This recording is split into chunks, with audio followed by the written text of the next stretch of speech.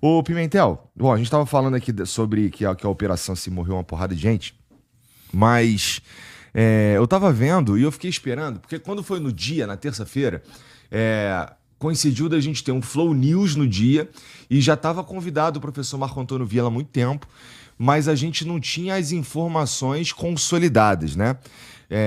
Até aquele dia ali a gente tinha um número de mortes que no dia seguinte muda muito, com as pessoas retirando os corpos da mata e tudo mais.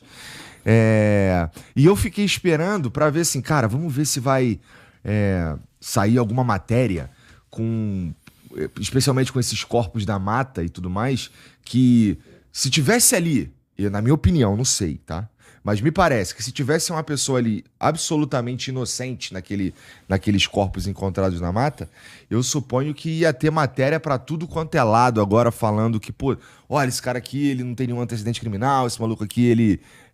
Mas, de novo, não sei. Me parece que se fosse o caso, ia ter uma comoção muito maior nesse sentido. A gente chegou a viralizar o vídeo de uma mulher falando do sobrinho dela, do Iago. Iago... Os caras chamam de outro nome, é um do cabelo vermelho. Sim. Dizendo que ele, pô, era inocente, não sei o quê. Mas eu vi uma porrada também de coisa dele com arma, sim, envolvido. Não era inocente. Não era inocente. Quem correu pra mata é porque estava fugindo de uma ação policial. Era um martelo e bigorna. O colega do BOP utilizou um termo, perdão, o comandante da polícia utilizou o muro do BOP. Mas nada mais do que uma tática de guerra. Antes, bom dia a todos, né? Uma tática de guerra primitiva, que é martelo e bigorna. É você usar duas forças para cercar, forçar que a força oponente se dirija ao martelo, né? E, basicamente, a Polícia Civil do Rio de Janeiro, numa situação bem difícil, bem heróica, porque a Polícia Civil, ela entrava e ela não podia responder ao tiro, porque se os policiais civis atirassem, eles acertavam os policiais do BOP na mata. Uhum. E os bandidos correndo para a direção dos policiais do BOP. Os policiais do BOP iriam confrontar 200, 300 ou 400 bandidos. Numa área de Mata Atlântica muito fechada, você não consegue colocar 200 policiais em linha, é muito complicado. Uma área de pouca visibilidade, essa operação começou, o sol não tinha nascido. Então, é sobre isso, Igor. Que bom que você dá a oportunidade. É sobre isso que as pessoas precisam entender. Primeiramente, não é uma ação policial. É uma ação que em qualquer lugar do mundo seria classificado como conflito armado não internacional.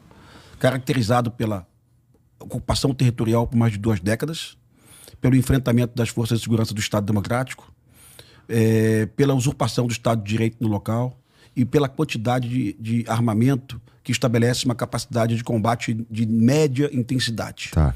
Em nenhum dia da guerra do IDF contra o Hamas, o exército israelense matou 120 terroristas do Hamas. Ou seja, a intensidade da guerra que nós tivemos aqui no Rio de Janeiro foi superior à intensidade do conflito com o Hamas. Drones lançando bombas, drones de observação, aquela figura do jovem com foguete assim, para avisar que a polícia chegou, aquilo não existe mais.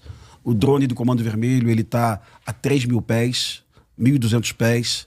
Ele consegue enxergar a polícia se aproximando já na Avenida Brasil. Então a polícia não consegue mais chegar de forma desapercebida. Uhum. É uma operação verdadeiramente de guerra. E se jornalistas, se a sociedade, se o Ministério Público, se os acadêmicos, os policiais já perceberam isso. Poucos jornalistas também. Mas se todo mundo não compreender que é uma situação de guerra, a gente vai ficar chovendo sempre no molhado. Vai surgir sempre um jornalista ou então um estudante. Dava para prender os bandidos. Dava. Os bandidos que colocaram os fuzis no chão foram presos. E eu posso mostrar a imagem? Pode, por favor. Brunão, pode colocar a imagem aí, por favor? Vai lá. Igor, uma casa que o batalhão de choque não estava primeiramente, os fuzis apreendidos, né? CV Amazonas, CV Bahia. Para mostrar que o Complexo Alemão virou um verdadeiro bunker das lideranças do CV de todo o Brasil. Então, nessa casa, você tinha ali bandidos do Ceará, tinha bandidos da Bahia. Caraca, tinha olha aquele revolvão ali. É um 6 polegadas aí, 357. Mas essa arma aí é uma arma pouco usada pelo bandido, ó. Tropa da Bahia, o Comando Vermelho da Bahia, né? exportado lá, fugindo lá da Polícia Militar da Bahia, que está fazendo um serviço muito bacana também. Deixa eu abrir um parênteses aqui. Eu ouvi falar... Ó, Tropa de Manaus, ali, ó. Eu li, na verdade, que alguns desses fuzis aí, eles chegam desmontados e são montados pelos caras lá. Sim, eles só enviam hoje, por contrabando, o ferrolho. Existem fábricas no Brasil utilizando impressoras 3D, né?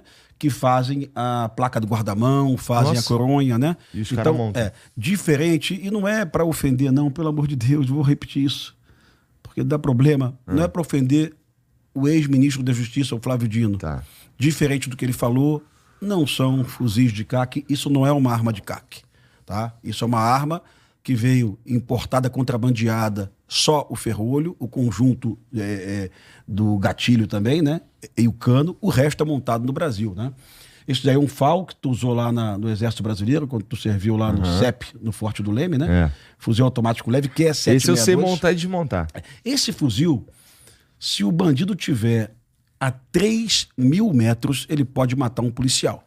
Então, se o bandido tiver no Leme, ele pode matar um policial em Copacabana, né? Por esse motivo que eu digo, é uma guerra. Então, é possível render um bandido com um fuzil desse? É difícil pra cacete, né? Aí o jornalista... agora isso aí é uma imagem que eu coloquei. Ontem, a Polícia Militar do Ceará, de forma corajosa, matou 7 bandidos do Comando Vermelho, tá? Mas como é a Polícia Militar do Ceará, do governador Eumano, do PT... É evidente que o Lewandowski não vai reclamar, não vai dizer que isso é um assassinato. É evidente que jornalistas da Rede Globo não vão chamar isso de chacina, porque isso aconteceu num estado de um aliado do Lula. É simples assim. É para provar para o imbecil que está nos vendo que o debate deixou de ser técnico. É meramente político. Né? Então, se a Benedita da Silva hoje disser que isso é uma vergonha, porque olha o armamento, ó, umas garruchas velhas, uns revólver canela fina, um fuzil AR-15, sim, que é um fuzil poderoso e perigoso, mas o resto aí, a Polícia Militar do Rio de Janeiro nem achou no alemão, isso aí não tem no alemão não, né? Isso aí não se acha mais em favela do Rio, isso se acha ainda no Ceará, na Bahia, em alguns estados.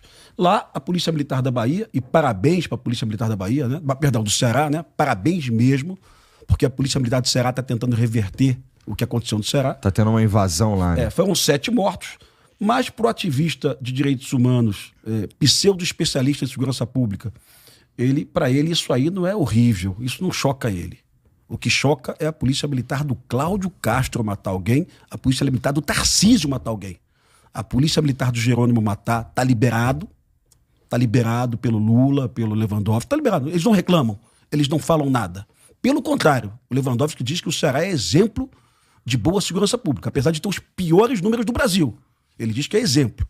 Então, isso aí é a evidência que o debate deixou de ser técnico e é totalmente político. E se a gente não abandonar essa porra, nós estamos fodidos. Temos que trazer isso para a técnica.